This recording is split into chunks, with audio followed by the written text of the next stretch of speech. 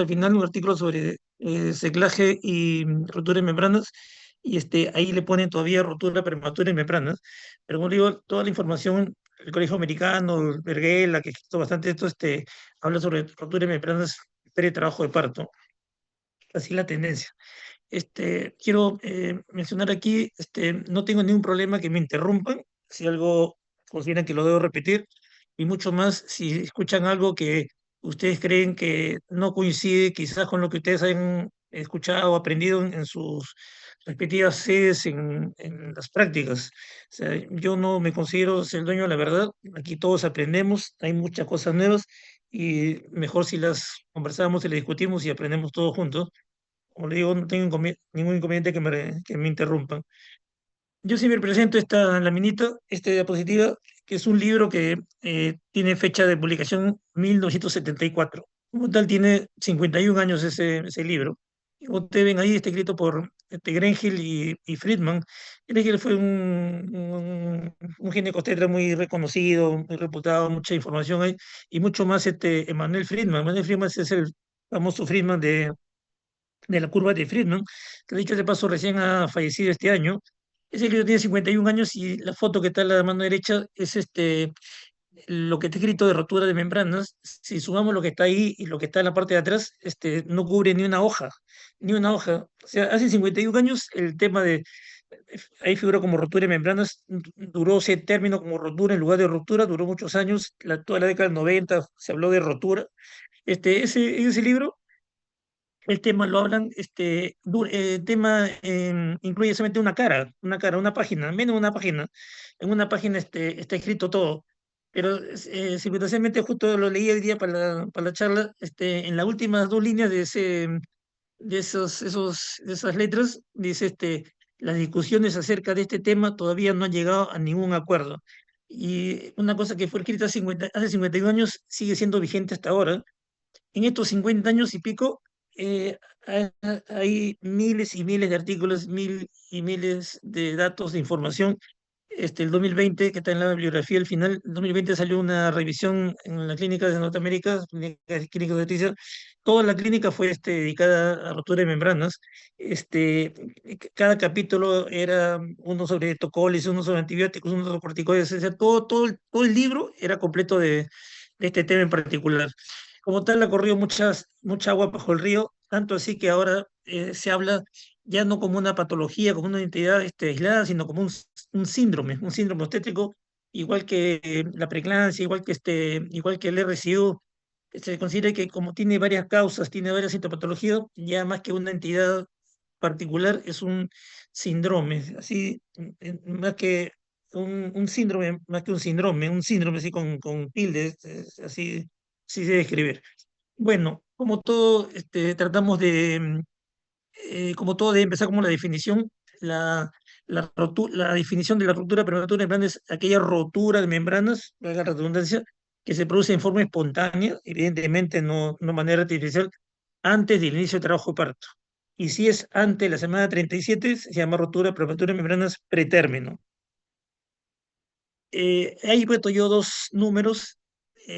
También vale la pena mencionar, como hay tanta información, todo no coincide, todo no coincide y mucho menos los números. Ustedes mañana pasado me pueden decir, este doctor en el libro tal dice otro número, dice otra estadística, otra incidencia, y usted se ha equivocado. Y por supuesto, hay un montón de números. Lo que yo presento en esta presentación, lo que yo les indico en esta presentación, para no recalcar, es tratando de ubicar los números que tienen mayor consenso, los números que tienen mayor aceptación. Lamentablemente en esta primera línea, aquí hay una estadística entre paréntesis y otra no, porque así está. Este, la ruptura prematura de membranas causa entre 10 y 20% con un autor y entre 25 a 30% otros como causa de parto prematuros. Dentro de todos los prematuros, la tercera parte, la cuarta parte son por ruptura prematura de membranas. La intención mía es que tengan la idea, el panorama, el concepto, más que el número exacto. Evidentemente no voy a hacer ninguna pregunta a la hora del examen sobre algún número en particular, ¿no? Pero es diferente que yo diga 30% que yo diga 1%. Entonces, eso es lo que a mí me interesa, ese porcentaje, ese promedio, ese concepto. porque a veces cuando uno está joven, uno está estudiando, uno más se preocupa por lo más raro que por lo más frecuente. Y no debe ser así. Uno debe empezar, por supuesto, en lo más frecuente, en lo más probable para poder acertar el diagnóstico. Si uno piensa solamente en lo raro y acierta, es una alegría, pero también es poco probable que uno lo acierte. Y la última línea pongo ahí este periodo de latencia. En este librito que le digo del año 74, el doctor Friedman describe el término transcurrido entre la rotura de las membranas y el comienzo del parto se define como periodo latente. Y así es, y así ha sido siempre. Sin embargo, en el transcurso de los años se ha ido desvirtuando y confundiendo y usándolo al mismo tiempo como que el periodo de latencia significa no solamente inicio de trabajo de parto, sino implica desde que se rompe la membrana hasta que da luz. Realmente uno tiene que leer bien en el artículo, el libro que está revisando para identificar a qué se refiere con el periodo de latencia. Verdaderamente, el original es tiempo que media desde que se rompieron las membranas hasta que inició el trabajo parto. Ya cómo se define el inicio del trabajo parto es otra discusión mucho más larga que ustedes ya la habrán tenido probablemente en algún momento, pero es así. Pero algunos autores hablan de latencia como que de que empezó hasta que termina en dar a luz. Esto también lo pongo acá porque a mí me interesa para tener una idea panorámica de lo que vamos a encontrar. La rotura de membranas se puede producir en cualquier momento del embarazo. Felizmente, y esa es la intención de esta lámina, felizmente la mayor parte es a término, más de 37 semanas. 8 a 10% puede haber discusión con otra información, pero el promedio es así, 8 a 10% sucede a término, más de 37 semanas. Y esto es importante porque van a ver más adelante cómo es el manejo. El manejo es diferente si el paciente rompe membranas pretérmino, a término o, vamos a poner acá,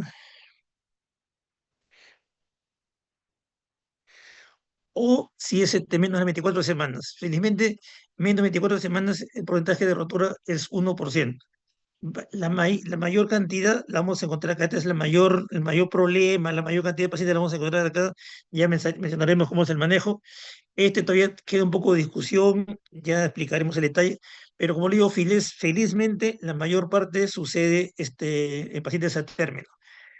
Aquí es otra pequeña clasificación donde eh, todavía sigue habiendo discusión. Unos hablan de 23 semanas, otros hablan de 22, otros hablan de 24. Unos le dicen previable, otros dicen periviable. Es un tema que podemos hablar 2 horas más, es una situación bastante complicada, porque cuando se rompen las membranas tan tempranamente, ya se superpone con lo que es un aborto. Este, 22 semanas un niño debe pesar más o menos medio kilo. Si rompe las membranas ahí, puede ser catalogado como un aborto inevitable, más que una rotura prematura de membranas periviable, ya tiene un aborto inevitable. Entonces, ese aborto inevitable, teóricamente correspondería a terminar la gestación, pero si le pongo el término RPM periviable, tendría cierto chance de sobrevida. No vamos a extendernos en esto, el concepto es sumamente complicado, los riesgos son sumamente importantes.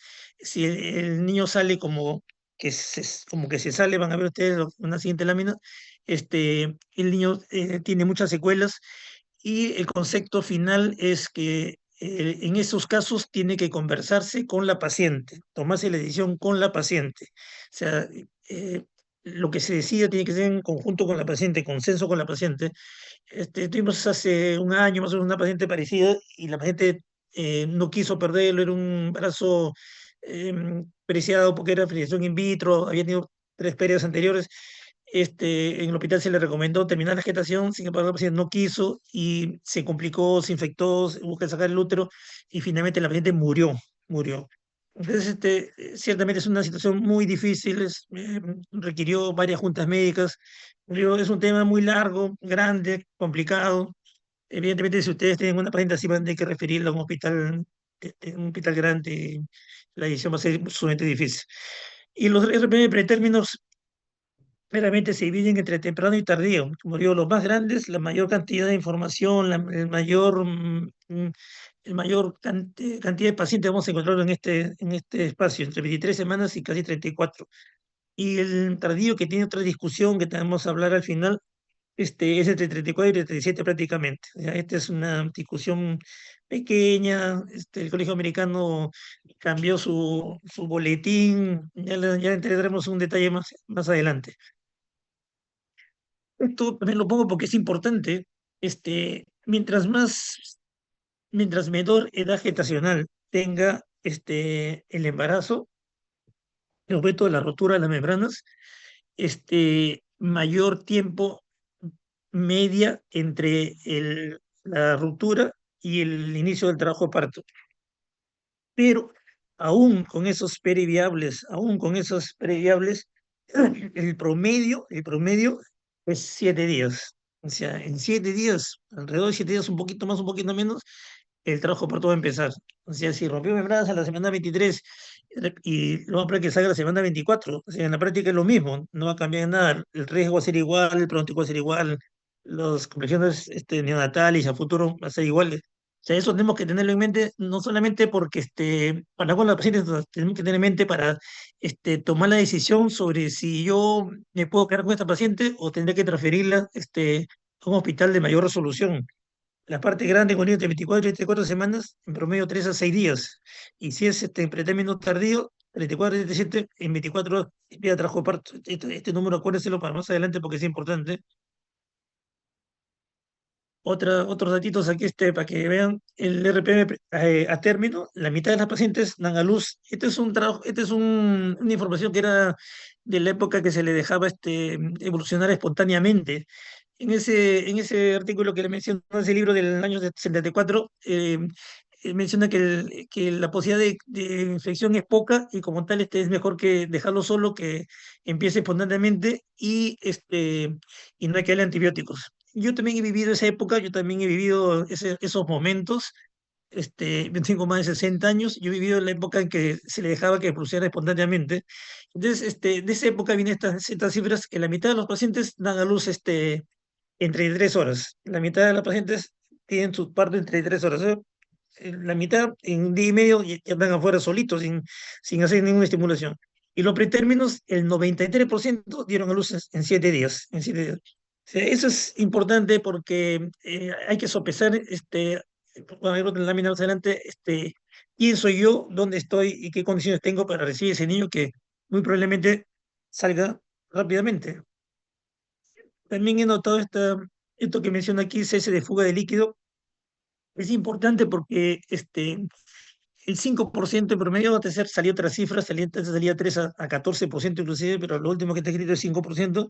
El 5%, las membranas como que se resellan. O sea, se rompió las membranas, salió líquido y de repente el líquido se detiene, de repente hago una ecografía y el líquido que estaba disminuido en la ecografía de repente aumentó. Eso es como que se curara a la paciente, entre comillas, por supuesto, y esa paciente tiene derecho a salir de alta e irse y hacer sus controles normales. No hay duda que es poco probable, pero existe. Es mucho más probable si es que yo, perdón, si es que yo hago una amniocentesis, si yo meto una aguja a nivel del abdomen y saco líquido, se puede romper la membrana, pero ese es más del 90% de las veces se resella. La posibilidad de que se rompan y siga saliendo líquido es muy poco probable. Aquí, a ver. Un poco de la anatomía y fisiología de la rotura de membranas, que también ha avanzado bastante. Podríamos estar 2 horas más hablando solamente de esto, pero como le digo, vamos a hablar solamente del concepto. Ustedes saben muy bien que el niño está en una cavidad que es la cavidad amniótica. Esta cavidad amniótica está revestida inicialmente por el amnios y más eternamente por el corio. El amnios finalmente es un epitelio, una sola capa de epitelio cuboideo. Tiene una membrana basal, y tiene por fuera, como digo, el conio, que es una membrana mucho más gruesa, que tiene también sus capas reticulares y trofoblásticas. El corion es más grueso que el amnios. Sin embargo, el amnios es más resistente que el corion. Los dos juntos son más resistentes que cada uno solo, pero entre los dos, el amnios, a pesar de que es más delgado, es más resistente que el corion. Estas dos láminas ocupan toda la cavidad a la semana 12, 16.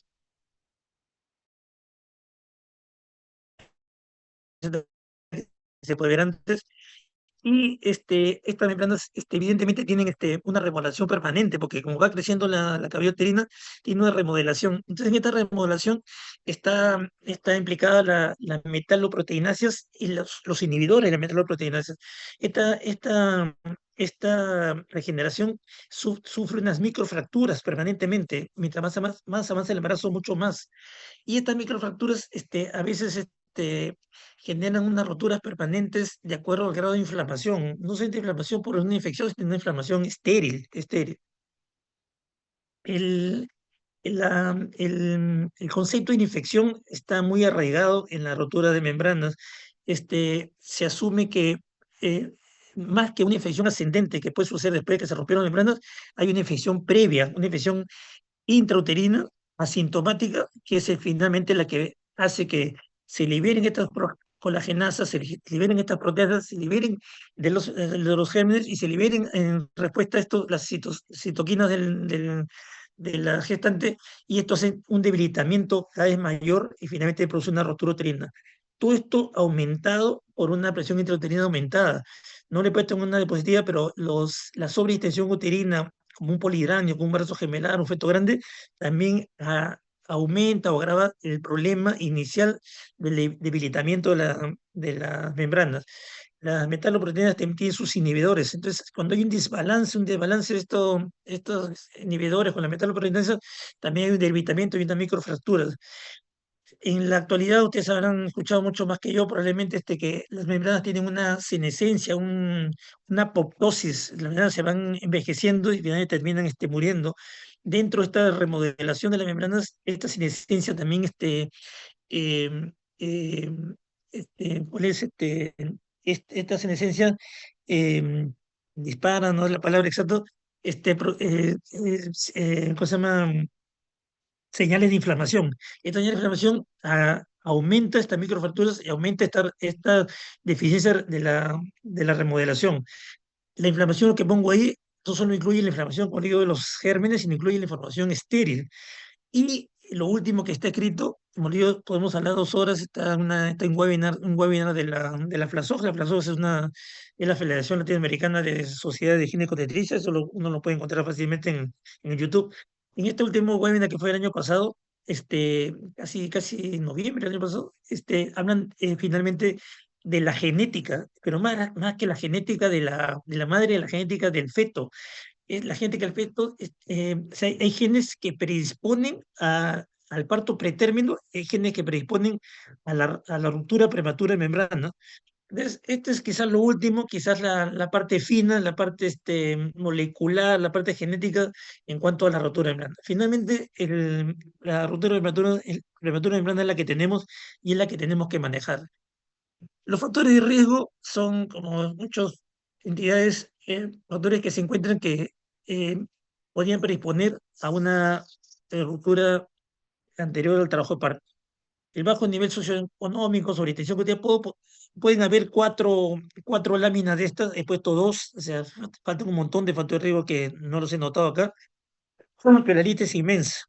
Todo lo que está ahí, la sobretensión uterina, como le menciono, hemorragia en segundo y tercer trimestre, sería primera mitad, segunda mitad. El bajo IMC, 119.8, lo mencionan todos los libros. El déficit de cobre, ácido ascórbico, está muy discutido. No sirve darle de cobre, ácido ascórbico para evitar la rotura.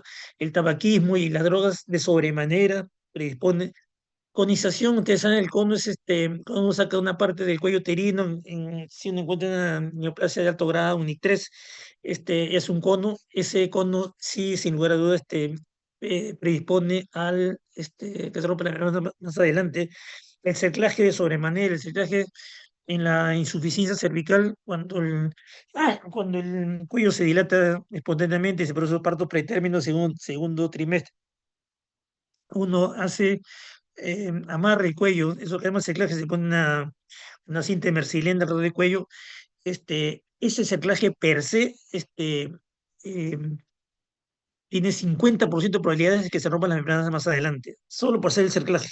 Como siempre digo yo a los alumnos, si uno decide hacer un cerclaje a una paciente, tiene que saber bien si va a hacer cerclaje, si corresponde o no corresponde hacer cerclaje, porque si no hace cerclaje de manera innecesaria, eh, ese seclaje innecesario puede hacer que se rompan las membranas y se pierda ese embarazo, y de repente sin seclaje no se iba a perder. O sea, hay que sumar todo.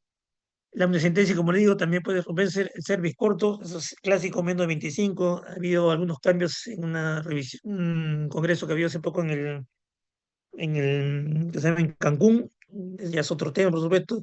Enfermedades pulmonares, no dice cuáles, perdón, tejidos conjuntivos, hablan específicamente del síndrome de Ehlers Danlos.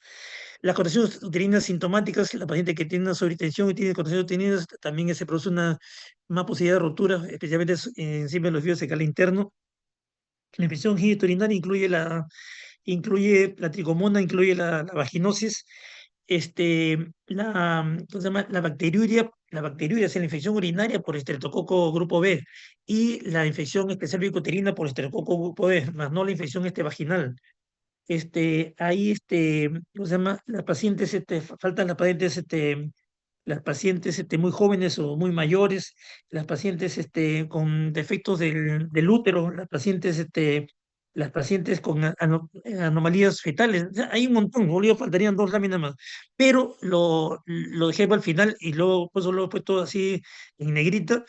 Lo más importante es la paciente que tenga una historia de RPD pretérmino.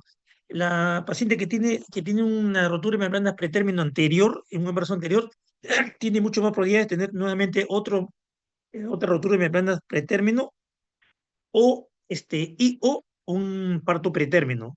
O sea, los números son 16 a 32% de probabilidades. O sea, si tuvo una rotura de membranas pretérmino, tiene 16 a 32% de probabilidades de que... Eso es lo más importante. Como menciono los libros, todo esto que mencionaba y faltaría, la inmensa mayoría de pacientes no tienen ningún factor de riesgo y se rompen las membranas. Estos factores de riesgo dice que se encuentran solamente en el 20%. O sea, el 20% tienen factores de riesgo, 80% no tienen. Como tal, la mayoría de los que se rompen membranas no va a tener un factor de riesgo. A ver, ya. Si no me escuchan, me aviso. No va a tener factor de riesgo. Como tal, uno tiene que estar preparado porque cualquier paciente se puede romper la membrana. La ruptura prematura de membranas es importante porque tiene riesgos maternos, riesgos de complicaciones maternas y mucho más, y son más importantes riesgos de complicaciones fetales y neonatales. Dentro de las complicaciones maternas está la corionitis, la infección intramniótica. Realmente estos números son del Colegio Americano 1535. Ah, hasta la tercera parte de las pacientes que se rompen membranas pueden tener una infección. Esos números sí son importantes. Evidentemente, mientras más tiempo pase entre la rotura de membranas y el parto o el inicio del trabajo de parto, los riesgos van a aumentar. Y aumentan mucho más si yo le hago tacto vaginales. En ese librito del año 74, mencionaban que no debían hacerle tacto vaginales. Y eso vamos a insistir más adelante, que lo he puesto así dos veces, porque eso es tremendamente trascendente. DPP significa desprendimiento prematuro de placenta. El término completo sería normoinserta, porque la placenta previa no es normoinserta y como tal no podría ser DPP. Si la previa está normoinserta y se desprende, eso se llama DPP, desprendimiento prematuro de placenta. 3 a 5% de los pacientes que se rompen membranas pueden desprenderse la placenta. Y felizmente, este emprendimiento es más lento, menos aparatoso, más paulatino, progresivo, pero no da un tiempo para tomar una decisión. Generalmente la paciente está perdiendo su líquido, y de repente comienza a aparecer un líquido rosado, de repente un poquito más rojo. La obstetriz que la controla, el médico que la controla, el residente que la controla, avisa y nos da una chance para poder tomar las medidas adecuadas para poder terminar la agitación. Poco probable es que haya una hemorragia realmente significativa por un DPP, una ruptura prematura de membrana.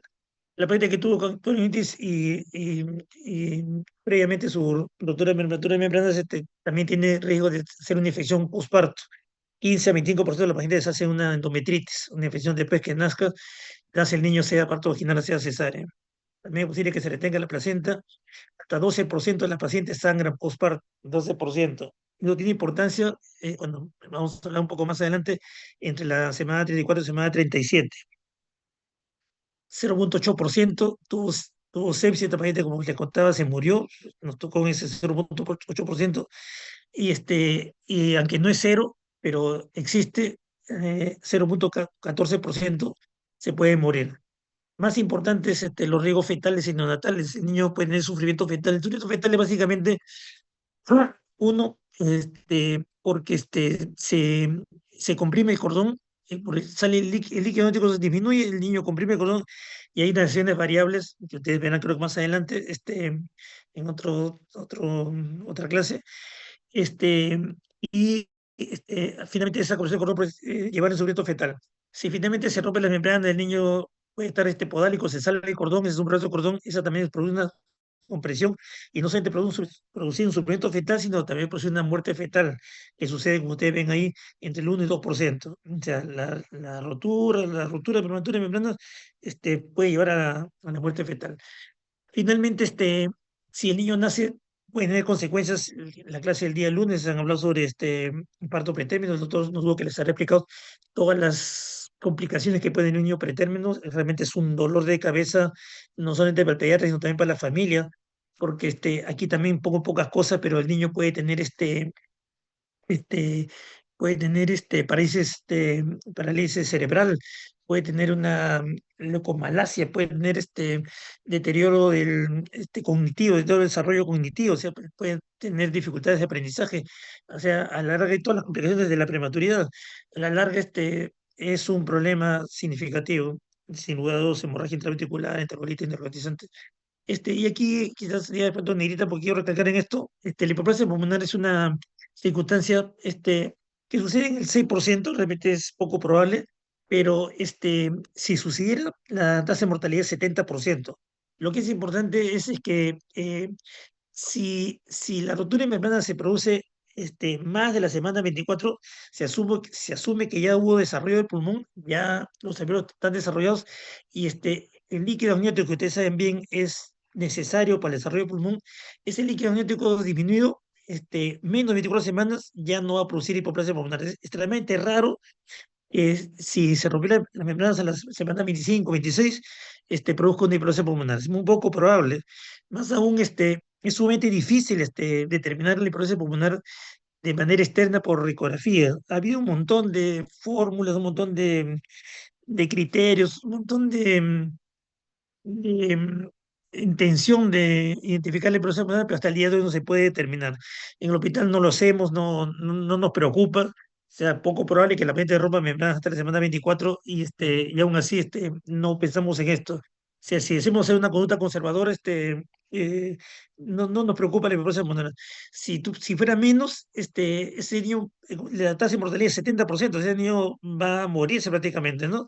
Entonces ahí es donde tenemos que tener en mente cuál va a ser nuestro plan, si la miramos o si esperamos o terminamos la gestación. No sé, es sumamente difícil. Para, tenemos que también determinar si corroborar, confirmar, diagnosticar si es que se perdió líquido, si se rompieron las membranas o no. Esta lámina es un poco de la parte histórica, sin embargo, yo también la viví. Yo, yo fui interno en el Hospital San Bartolomé en el año 87 y ahí usábamos esto que está ahí. Ahí se identificaba, como ustedes ven ahí, se identificaba el anudo, que es este vello de la piel del feto. Se trataba de identificar las células fetales, se trataba de identificar si las células tenían grasa. Una cosa que, como digo, lo pongo ahí solamente para decir que es una cosa prehistórica, ya no se menciona en los libros, solo está en los libros antiguos. Y lo que es actual es esto de acá. Ah, Lo más importante es la anamnesis. Que la paciente venga y diga, doctor, estoy perdiendo líquido, doctor, está que me baja líquido. Cuando baja el líquido, cuando se rompen las membranas, baja líquido como si la paciente se hubiera orinado y es una orina incontrolable, no la puede tener y finalmente moja la pierna, moja la truza. Casi ahí no hay duda, no hay nada que pensar porque la orina la puede controlar, ¿cómo se llama?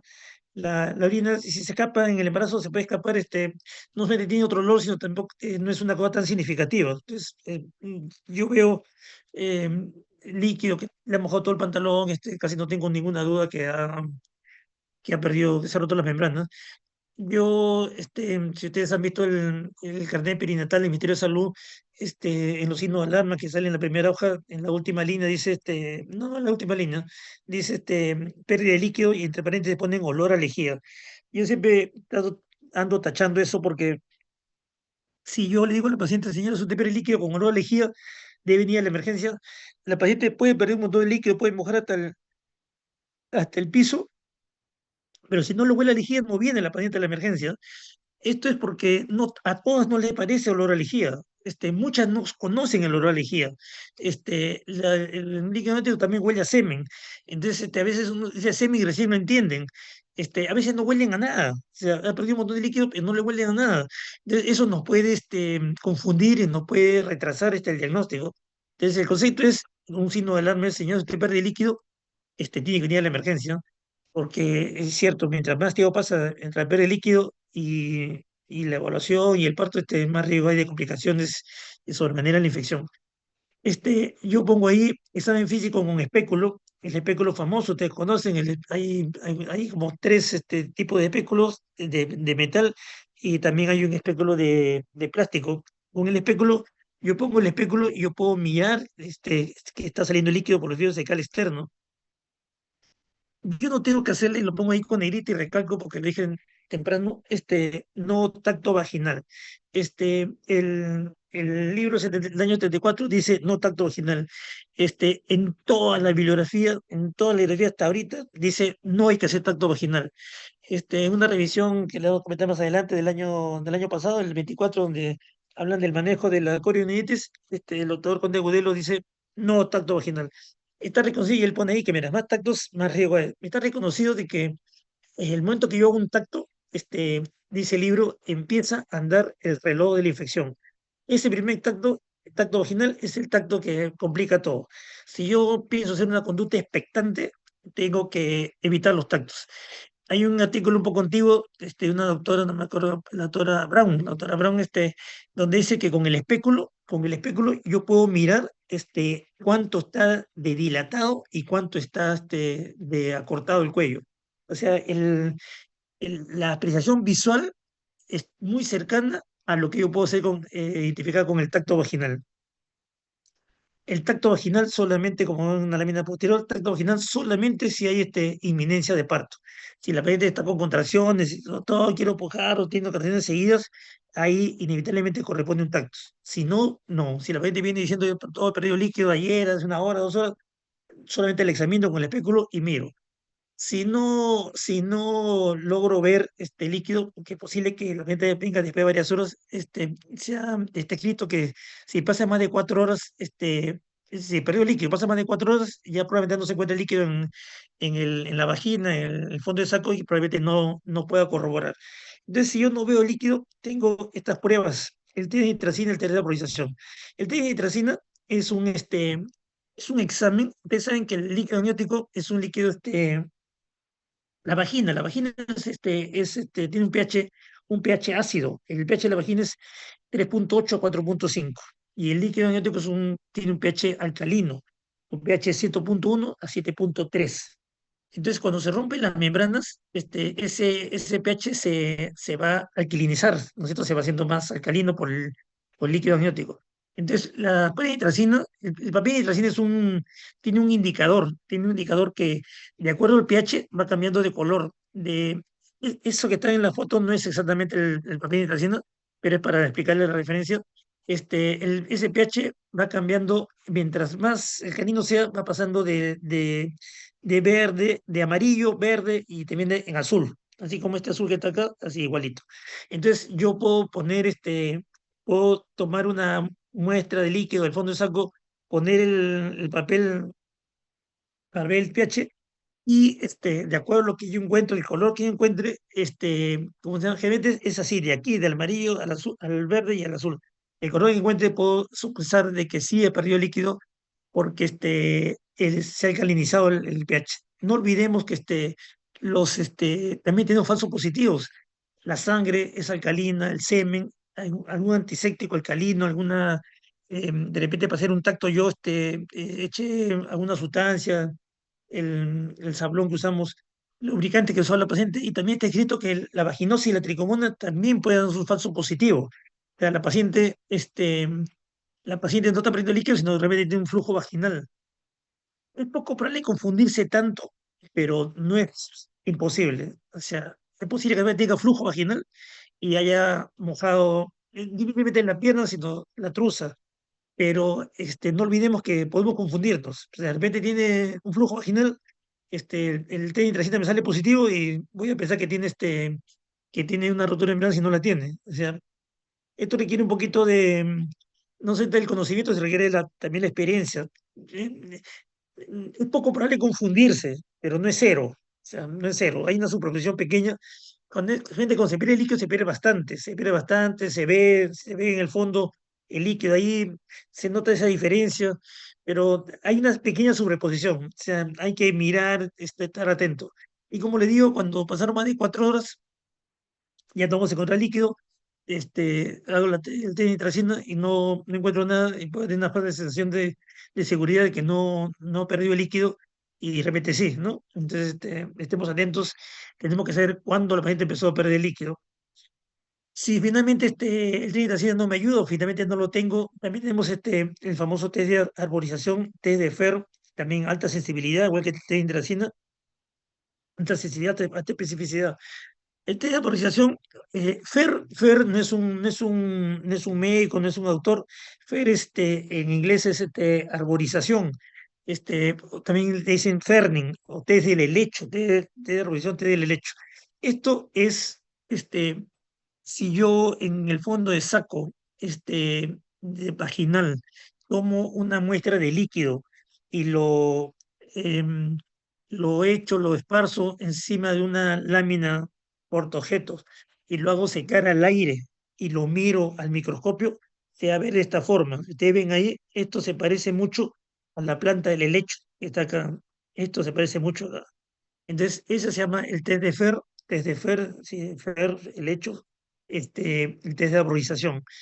Requiere un poco de experiencia, el hospital sí lo hacemos, no todos sitios tienen esta habilidad, más aún de que el moco cervical, el test del hecho finalmente, verdaderamente fue descrito inicialmente en el moco cervical. O sea, si yo tomo una muestra del moco, del óxido cervical externo, en lugar del fondo de saco, ese moco me puede producir un test del hecho, ¿cómo se llama? Positivo. Y como digo, el moco cervical fue en el año 55, el famoso doctor Papa Nicolau, el del PAP. Él fue que identificó que se producía el hecho en el moco.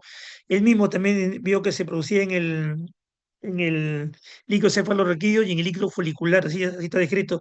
Sin embargo, se publica en el año 62 cuando se evalúa el líquido amniótico, el helecho en el líquido amniótico, en el año 62 se publica. El test intracina se publicó en el año 38, 1938, en el American Journal, como le ponen ahí, prueba química de la ruptura de membrana.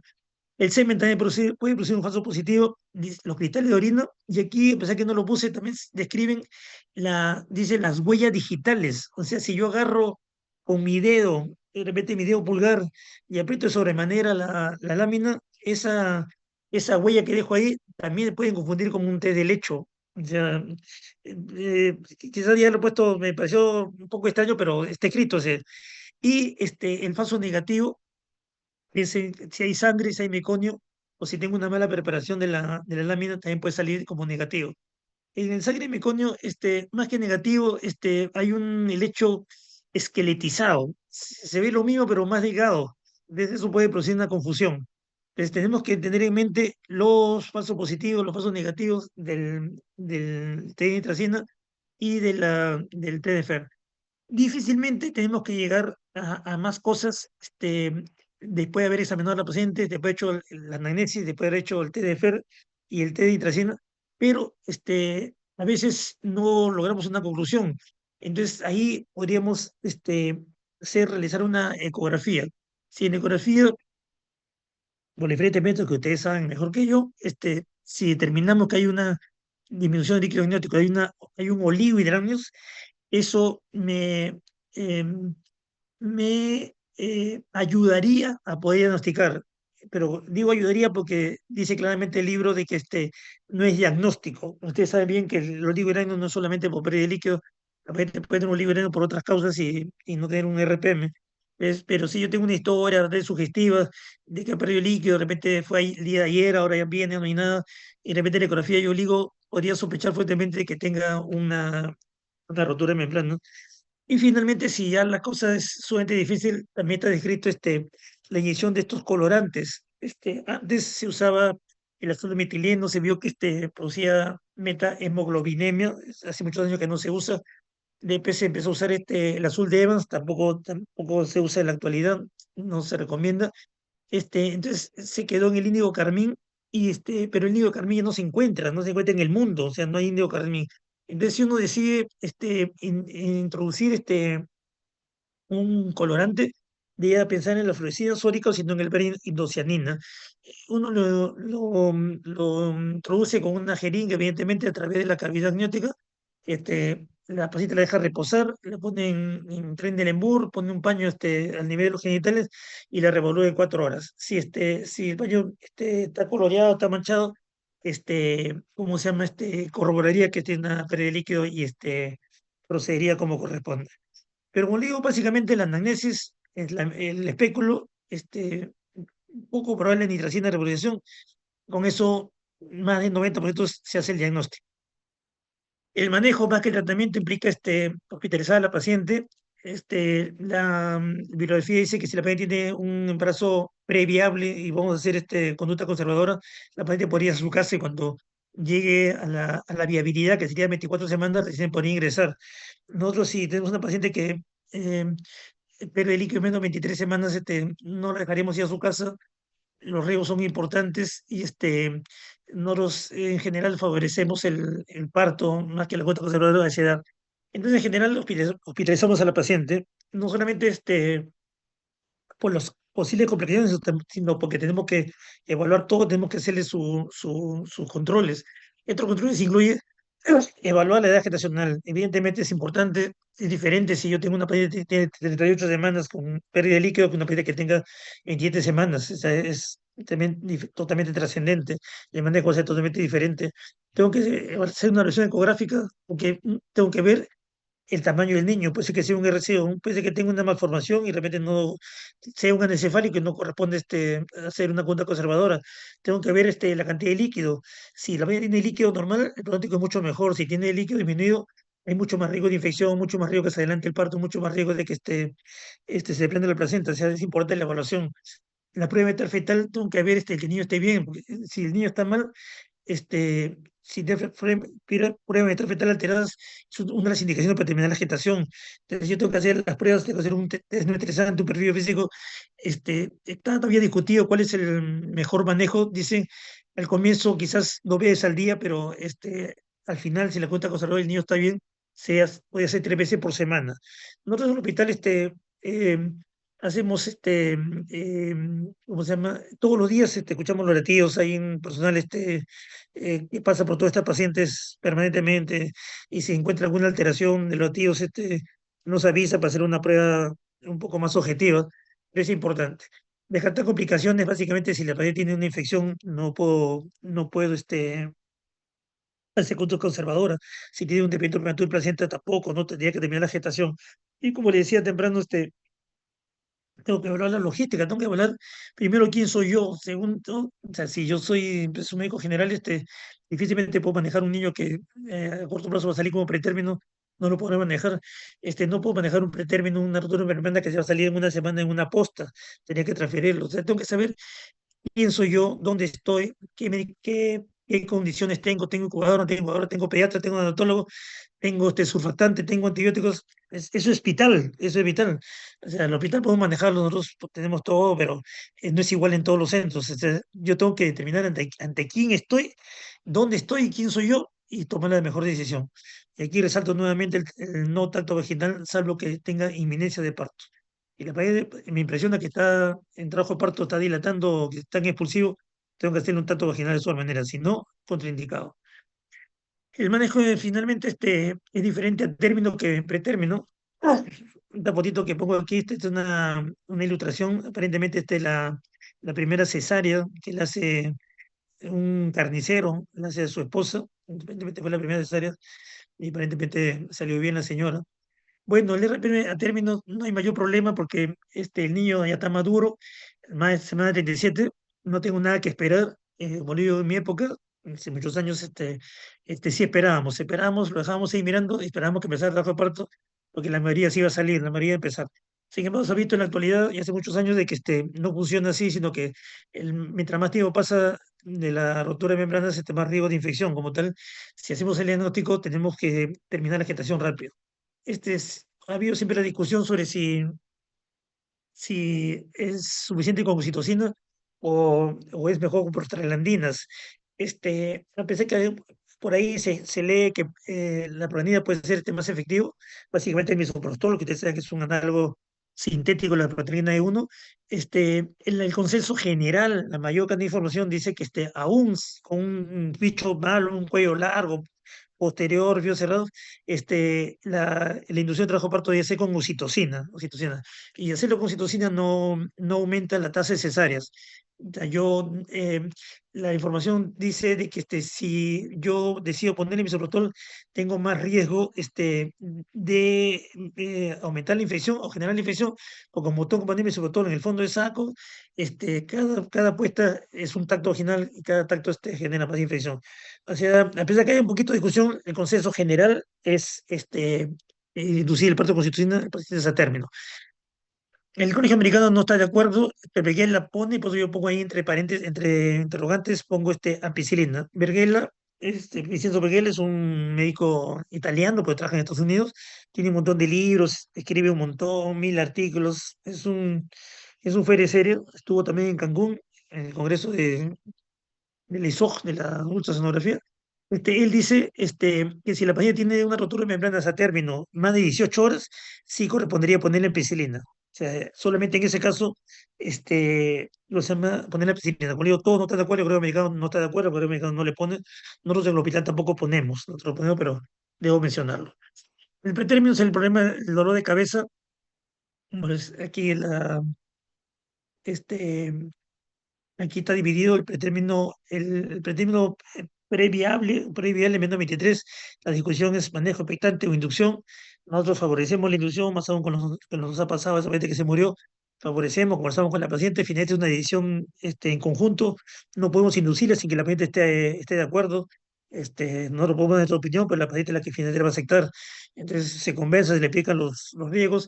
Ahí es donde sirve quizás un poco más las estadísticas. O sea, cuál es el riesgo de que tenga parálisis cerebral, cuál es el que tenga ¿cómo se llama la retinopatía del prematuro, todas estas cosas. Entonces, la paciente en base a eso tomará la decisión junto con su pareja, junto con su familia. Es una parte difícil. El pretérmino tardío, vamos a ver acá. Mira, vamos a mencionar esto. El pretérmino tardío significa entre 34 y 36 con 6 días. Esto tiene poco tiempo. Ha habido 3 estudios relativamente recientes donde eh, se mencionaba de que a veces uno llegaba a la semana 34, que era lo clásico, terminar la gestación, pero el niño estaba bien, la mamá estaba bien, y como tal, ¿por qué sacarlo y por qué no seguir avanzando para que el niño madure más y sacarlo más grande? La prematuridad, como le dije temprano, es un dolor de cabeza significativo. O sea, un niño prematuro es una historia larguísima de toda una vida. Entonces, en estos trabajos se menciona esto. Tanto así que el, el, el Colegio Americano tiene una revisión, la última el año 2020, pero tenía una anterior del 2018. Entonces, la del 2020 la saca, pone como una actualización porque aumenta esto acá.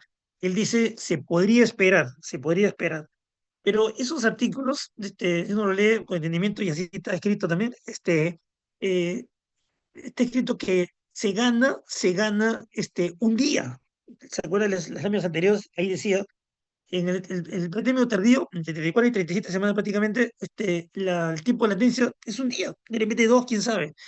evidentemente me puede servir para la reducción del pulmón con el corticoide, pero ese día, 1 o 2 días que se gane, eh, se pierde con el hecho de que la paciente, la mujer, tenga más riesgo de corioiditis y más riesgo de hemorragia postparto y no cambia prácticamente nada con el beneficio fetal.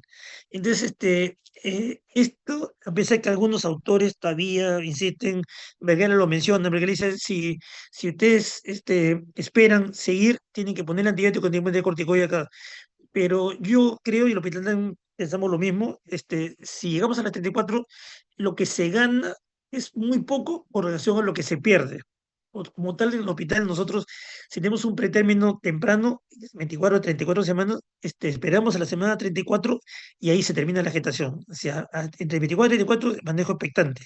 Llega a 34 y ahí le inducimos, le inducimos. O sea, no estamos tan de acuerdo con esto y yo creo que los mismos artículos lo dicen, ¿no? O sea, no, o sea, el riesgo de que tenga una coronitis, el riesgo de que tenga una endometritis, el riesgo de que tenga una hemorragia postparto va a sopesar, va a ganarme a lo que gane en un día.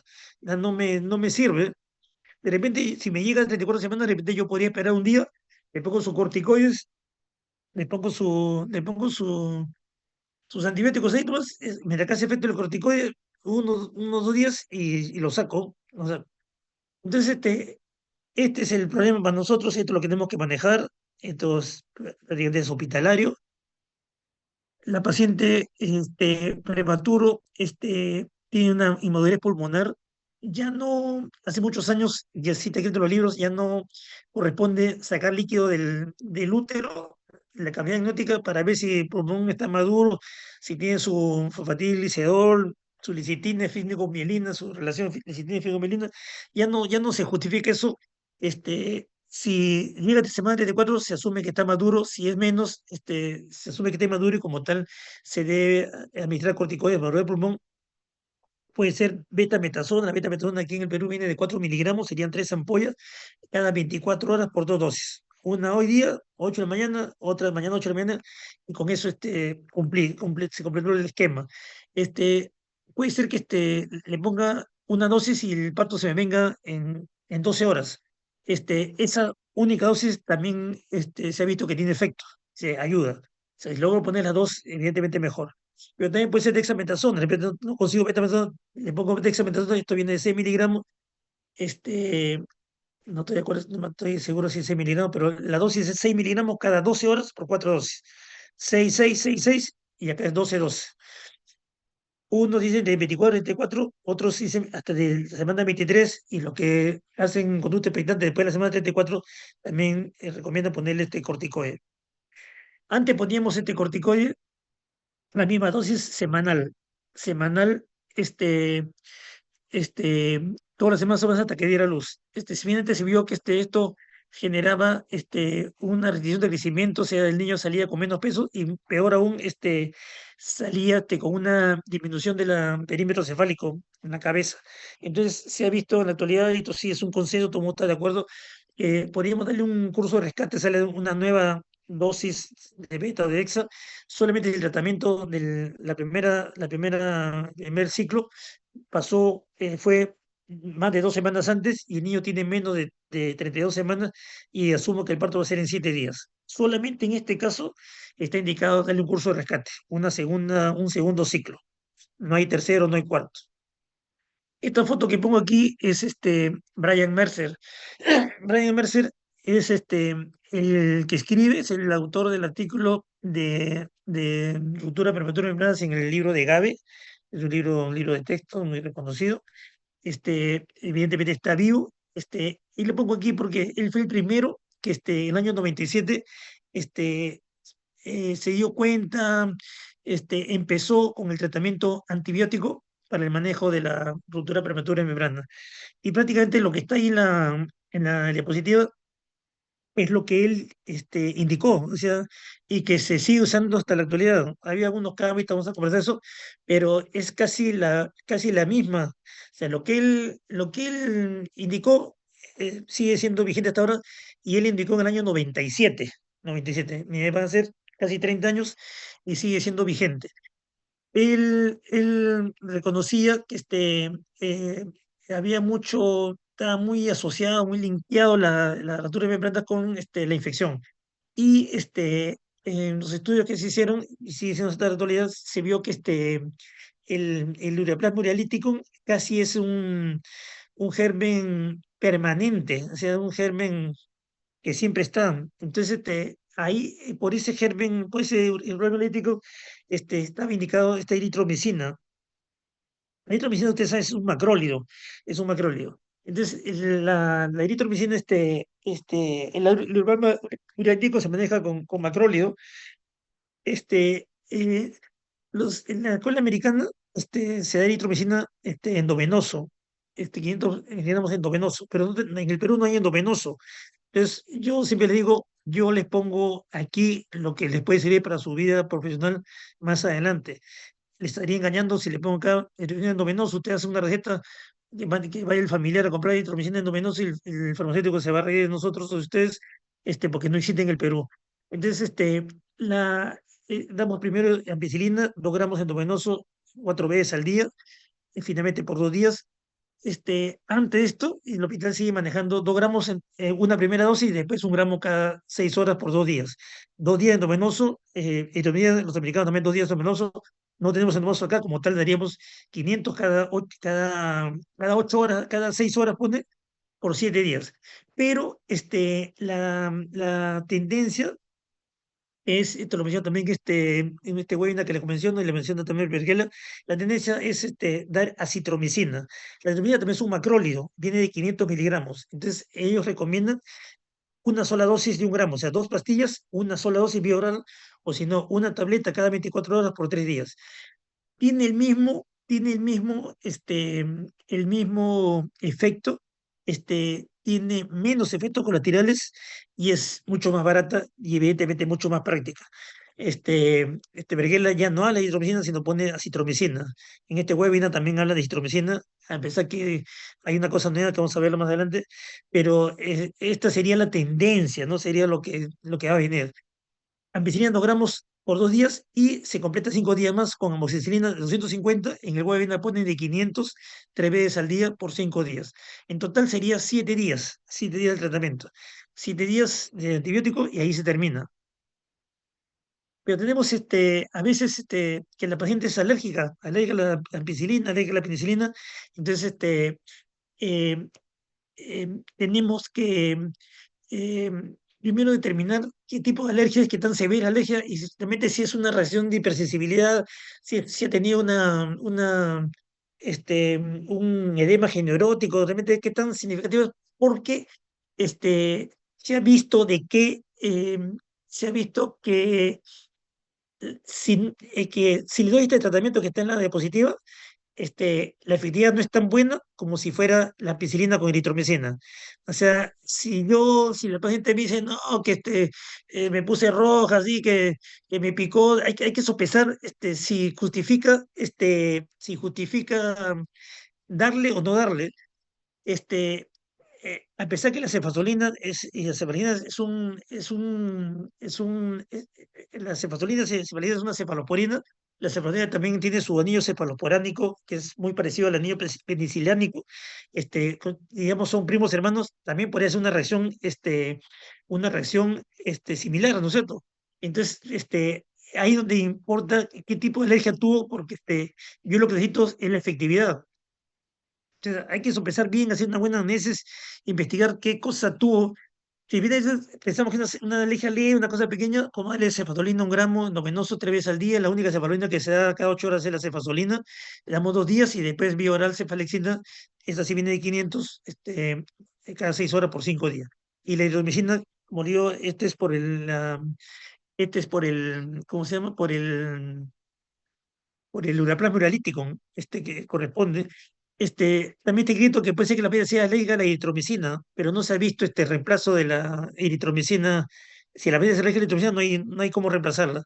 Si realmente la piel fuera realmente alérgica y fue una alergia significativa, tampoco podría darle una cefalosporina, tenía que darle lindamicina y darle gentamicina y siempre su eritromicina obligado, ¿no? O sea, tengo opciones si es que la paciente es alérgica, pero el antibiótico es casi obligatorio. Esto es lo nuevo, esta es la tendencia, esta es probablemente en los años seguirá, los libros siguen hablando de esto, pero más adelante probablemente estemos hablando de esto nada más. Esto sale en el webinar del 2024. Roberto Romero, que ha trabajado, tendrá 1000 artículos, y Giancarlo Di Renzo, que habla bastante sobre cesárea, pero en este webinar habla de antibióticos. Entonces, ellos recomiendan esto porque dice que la claritromicina, que es el macrólido, es mucho mejor, que atraviesa, llega mucho más al líquido amniótico, o sea, sería mucho mejor indicado. Este macrólido sería el que correspondería. El metronidazol, ustedes saben que es lo que cubre los anaerobios, que no son muy frecuentes, pero existen, y la ceftazona es una cefalorina de tercera generación. Ustedes saben que la cefalorina de tercera generación, mientras más generación tiene, más protegen los gran negativos que los gran positivos. O sea, una cefalexina va a proteger más gran positivo que gran negativos. Una cefazolina igual. Entonces, la cefazolina que tercera generación protegería más gran negativo que gran positivo, pues también protege gran positivo. Pero la cartipsina también sirve para gran positivos. Entonces, ellos recomiendan que estos tres antibióticos cubriría todo, los gran negativos, gran positivos, anaerobios. Entonces, esa es su recomendación. Esto mismo van a ir una lámina posterior que también se recomienda en la corionitis, lo recomienda Agustín Conde Agudelo. El doctor Sánchez probablemente les ha comentado ¿qué era eso?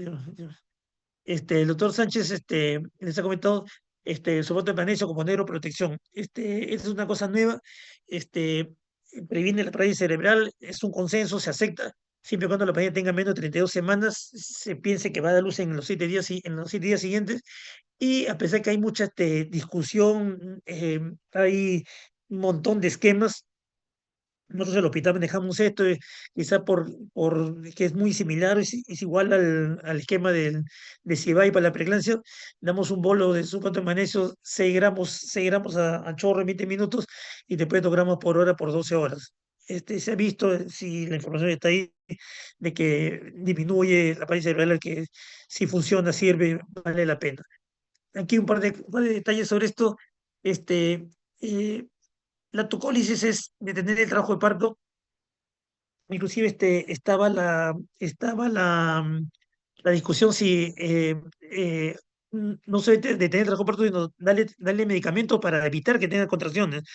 La inmensa, la inmensa bibliografía dice que no está indicado, o sea, está contraindicado hacer electrocólisis, de tener trabajo parto en una paciente que tiene ruptura peritoneal de membranas y dinámica. Sin embargo, el año pasado, en mayo del año pasado, hay un artículo en el American Journal que dice que sí, correspondería darle electrocólisis. Es un artículo aislado, pero la inmensa me dice que no. El Colegio Americano dice, yo lo más que puedo hacer, darle electrocólisis es, para darme un par de días para que el corticoide haga efecto, o para que transferir a la paciente. O sea, le doy los medicamentos que el doctor Sánchez les ha explicado con toda seguridad, para poder transferir a la paciente, o darme un tiempecito de que el corticoide haga efecto y yo pueda obtener un niño mucho más maduro. El corticoide es un hallazgo, ¿cuál es la palabra? Es un excelente hallazgo, un excelente manejo, o sea, es una alternativa que ha ayudado sobremanera al manejo de los pretérminos. O sea, el pretérmino que ha recibido corticoide va muchísimo mejor que el que no ha recibido, o sea, eso es vital. La progesterona, el trabajo de parto pretérmino, damos progesterona, a veces en el cuello corto, no a veces no, en el cuello corto es obligado, pero en la ruptura peritoneal de membrana no tiene ninguna utilidad, no ayuda en nada. este, ¿Cómo se llama? No está indicado ni progesterona vaginal, ni progesterona intramuscular, que tampoco ya no se usa el intramuscular. La reposición de cerclaje, hemos tenido una paciente hace poco, que se le hace un cerclaje por un cuello corto, rompe membranas, le hizo 50% de los pacientes rompe membranas, 50% de las que tienen cerclaje rompe membranas, y se decide no quitarle el cerclaje. Entonces, esto generó discusión, y es lo que está escrito, y digo, en el American Journal ha salido en marzo del 2025. este, Está escrito por todos lados que retirar el reciclaje. Y en marzo del 2025 figura que que lo más que se puede hacer es dejarlo un día para madurar el pulmón con corticoides y de ahí retirarlo. O sea, máximo se puede quedar un día. Ese es el consenso último que está escrito. El consenso general es retirarlo. Antes se dejaba. El riesgo de hecho que se alarga el tiempo de latencia, pero el riesgo de infección es mucho mayor. Esta paciente que se quedó con su cerraje, por supuesto, se infectó. Como se infectó, hubo que operarla, se le hizo cesárea, hizo una endometritis y ahora en este momento está la paciente hospitalizada y tiene una infección de sitio operatorio. O sea, el consenso, hay cosas que son consenso, que están aceptadas. Y ahí yo le saqué a los médicos cuatro referencias. Todos dicen que hay que retirarlo. Ponemos bastantes clases últimamente y nos vamos a encontrar todas esas clases, la mitad van a tener rotura de membrana. Entonces hay que saber qué hacer. Suplementación de vitaminas, nada en especial, solamente las vitaminas del fierro que le damos a la gente normalmente. No, no hay acá el ácido córbico, ni el cobre, ni nada. La infusión es casi evidencia por poner algo, porque Berghella pone en su libro, pone un libro de evidencias, tiene él, pone en su libro de que se puede hacer infusión. Hace muchos años que no está aceptado la infusión. La infusión estaba recomendada a la gente que tenía oligohidramnios para evitar la compresión de cordón y se tenga haciendo variables. Se vio que se mejoraba, pero finalmente se vio que el pronóstico del feto no ayudaba, no cambió en nada, entonces se quedó en nada. Lo mencionan ahí en la Unión, pero el sentido común dice, caramba, está roto por abajo y meto por arriba, no me sirve mucho. A pesar que él lo menciona, el hospital no lo maneja y la inmensa mayoría de información dice que no. Si la paciente tiene un herpes activo y tiene rotura de membranas, y yo voy a intentar el parto, y el parto, dicho se pasó, el parto en la rotura de membranas no tiene que ser necesaria, puede ser parto vaginal. Si yo tiene un herpes activo, como cualquier paciente, y va a dar luz parto, le corresponde terminar la gestación, tiene que terminar por cesárea de todas maneras porque los riesgos de contagio son grandes y la mortalidad es también inmensa si se contagia el niño. Entonces el manejo es igual que si no tuviera rotura de membranas, igualito, igual el HB. Actualmente los esquemas son tan buenos que la carga viral actualmente es casi prácticamente indetectable. Con indetectable, el niño podría ser parto vaginal. La paciente con RPM y VH, HIV, VIH, ¿cómo se llama? El manejo es exactamente igual. O sea, ya es diferente que la paciente no tenga ningún control, tenga un VIH reciente. Y el modo de parto finalmente es igual que si no, o sea, no tengo por qué operarlo. Peor aún si está infectado. Si está infectado lo puedo inducir. También tengo que sopesar cuánto tiempo puedo esperar. Si yo lo opero, tiene infectado, ese líquido infectado va a infectar también la cavidad, va a infectar el peritoneo, va a infectar el útero, va a infectar la herida. Entonces, si hay infección, se debe promover este parto vaginal. Pero no olvidemos que el útero infectado tiene más riesgo de atonía uterina, más riesgo de sangrado por parto. Tengo que estar preparado para eso. Hace algunos años, me acuerdo llegar a la guardia, había una señora que tenía una rotura de membranas, tenía fiebre y era mayor y era un feto grande. Decía, señora, la señora tiene todo para hacer atonía uterina. Finalmente el feto sale, parto vaginal, sale más de 4 kilos y por supuesto hizo su atonía uterina, pero lo bueno es que estábamos ahí esperando que tuviera su otonía, ¿no? O sea, no es que nos agarró de prevenido. Entonces ahí se le puso su doble vía, no pasó nada, ¿no? Se le manejó como corresponde. Eso es lo importante cuando tenemos los factores de riesgo. Aquí tres palabras porque si hablamos el tema de corionitis, necesitaremos un par de horas más. Este, ha habido mucho cambio y sigue habiendo. Sin embargo, yo le voy a decir lo que hacemos y lo que viene a futuro. El manejo de la infección intraniótica intraparto, o sea, infección intraniótica intraparto, el famosa triple I. Esto lo tenemos hace tiempo. Antes había los criterios de Gibbs que están volviendo a retomarse, pero después de esos criterios de Gibbs apareció esto. Entonces estos criterios, la triple E, es para la infección, el manejo de la infección en la paciente, ¿cómo se llama? Con infección, ¿no? La paciente con RPM. Entonces, todo empieza con la fiebre materna. Si la paciente tiene fiebre más de 39, es fiebre. Si la paciente tiene fiebre de 38, en 38 y 39 hay que repetir en 30 minutos. Si tiene más de 38 nuevamente, es fiebre. ¿Entiendes? 39 en cualquier momento es fiebre, fiebre materna aislada. O sea, con esta fiebre sigo el siguiente paso. El siguiente paso es fiebre materna aislada más taquicardia fetal, 160 latidos por 10 minutos, sin confundirse con las aceleraciones y la marcada variabilidad. Ya verán ustedes esos términos que significa. Si tiene taquicardia fetal o fiebre materna más leucocitosis más de 15.000, evidentemente sin corticoide. El corticoide sí eleva los leucocitos, hasta una semana puede durar.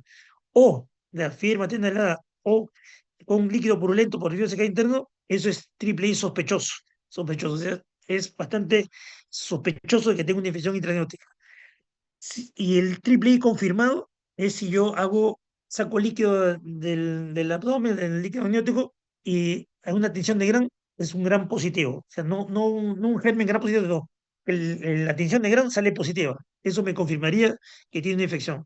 Si mido la glucosa, ¿sí? Nuevamente O. Si mido la glucosa en el líquido amniótico, tiene menos de 15, uno tiene de 14. Menos de 15, triple E confirmado. O un cultivo positivo de líquido amniótico. Evidentemente esto me demoraría, pero si realmente se confirma, finalmente fue una infección intraamniótica. O también por la infección, por patología, si se determina infección placentaria, una corionitis histológica, una fundicitis, también eso confirmaría que es una triple E confirmada. Entonces, en base a lo que yo tengo, manejo. Sin embargo, salió este artículo en el 2024 en Obstetrics, en la revista Verde, donde acá dice de que todos los niños que tienen infección no tienen fiebre. Entonces, la triple I me quedaría descartada porque la triple I empieza con la fiebre. Empieza con la fiebre. O sea, tengo que tener fiebre para seguir el siguiente paso. Pero aquí tumba, dice no. Esta es una actualización por tal día de que dice no, no todos tienen fiebre. Entonces, hay que mirar todo para sospechar si tienen fiebre o no.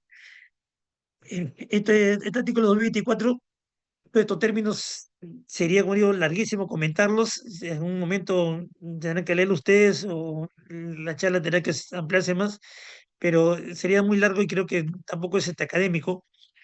Hay estos términos implica uno con gérmenes adentro, otros sin gérmenes, otros con signo de inflamación sin gérmenes, otros con una colonitis histológica. Todo esto tiene su definición.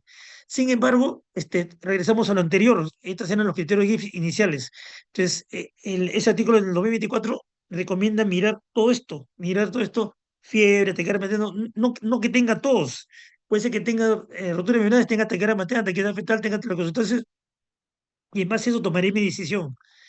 Igualito los de otros laboratorios que hemos conversado, ellos sugieren los medios inflamatorios, interleuquina 6, interleuquina 8, no es tan accesible, no es tan práctico, pero ellos recomiendo como tratando de llegar más certeramente al diagnóstico. Pero lo que tiene que ver en su cabeza es esto que está en los libros, y esto es lo que sigo manejando, y esto es lo que tiene vigencia hasta ahora, hasta ahora. O sea, probablemente en algunos años, en algunos años estemos cambiando el esquema, pero en el hospital seguimos manejando así, los libros dicen así, si es corioiditis, una infección intranótica es ampicilina 2 gramos de uso cada 6 horas y gentamicina 5 miligramos por kilo cada 24 horas, te damos 160 cada 24 horas y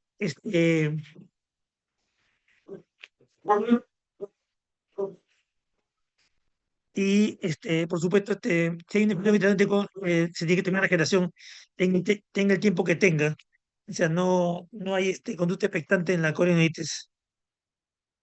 Esto es lo mismo que mencionaba Roberto Romero con el doctor Giancarlo, se me hizo el italiano. Ellos, el doctor Conde Agudelo junto con el doctor Romero, en este artículo 2024, ellos recomiendan el mismo esquema que les mencioné antes, para colitis, cetración, aclaritromitina y metronidazol, y nuevamente la aclaritromitina es el macróleo que tiene mayor llegada mayor llegada al líquido amniótico. O sea, probablemente algunos años más ustedes estarán leyendo en los libros este esquema y no el anterior que sigue siendo vigente. ¿Qué hora? Disculpe que me haya excedido. Bueno, ahí está la bibliografía, está todo ahí. Está el Colegio Americano, la última revisión, el Colegio Americano. Esta es la clínica que fue toda de rotura de membranas. El Williams, la última edición de 26. Berghella, este es su libro de asteriscos, este es 2022. El Guay del año pasado de la Flasog, ustedes lo pueden buscar así, ponen en el YouTube, ponen Flasog y lo van a encontrar. Tiene hora y media más o menos. Llegada de, por supuesto, ¿no? Que salió publicado el 31 de diciembre de 2024, o sea, en la práctica 2025. Bueno, jóvenes, muchas gracias. ¿Alguna pregunta?